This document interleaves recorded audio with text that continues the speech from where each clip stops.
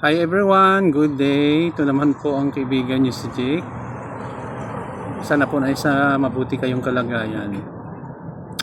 Ano bang topic natin for today? Be prepared for uncertainties in life. Marahil marami sa atin ay very generous sa pagtulong sa ibang tao, or hindi natin minsan inaalala ang ating sarili basta makatulong lang tayo. But you have to be aware of yourself. Magtira-tira ka rin para sa sarili mo, kasi ang buhay natin ay very uncertain. Hindi natin alam what will happen tomorrow. May mga kakilala ako na tulong sa ibang or sa mga relatives or kamag-anak or sa family, nang sila na ang nangangailangan, wala nang tumulong sa kanila.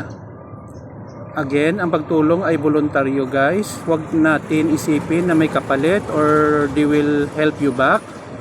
Dapat pagtulong mo ganun lang, kasi kung hintayin natin na balikan natin tayo sa tinulong natin sa kanila, hindi yon pagtulong kundi negosyo. Give and return back. At saka hindi mo naman sila mapilit, kasi voluntaryo mo yon tinulong. Yun ang mga uncertainty sa buhay natin, mga problema. Dapat talaga mag-save tayo ng pera at hindi dapat ubusin natin lang sa pagtulong.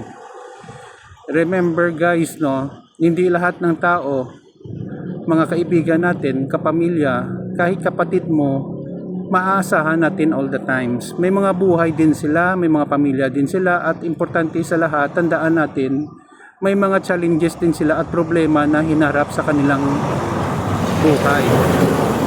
Siguro kung wala na tayong pupuntahan, that's the time na try natin humingi ng tulong. But kung hindi sila makatulong sa atin, do not be disappointed. Ganon talaga ang buhay. Masakit, but we have to accept the reality of life. Tao din ang ating kapatid, pamilya, or mga friends natin na hindi din sila perfect.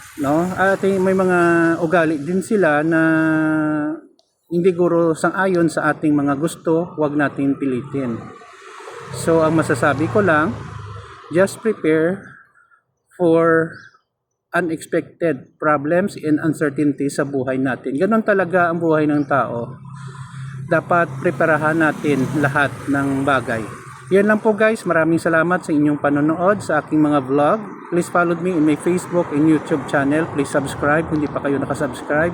Thank you so much. See you in the next video.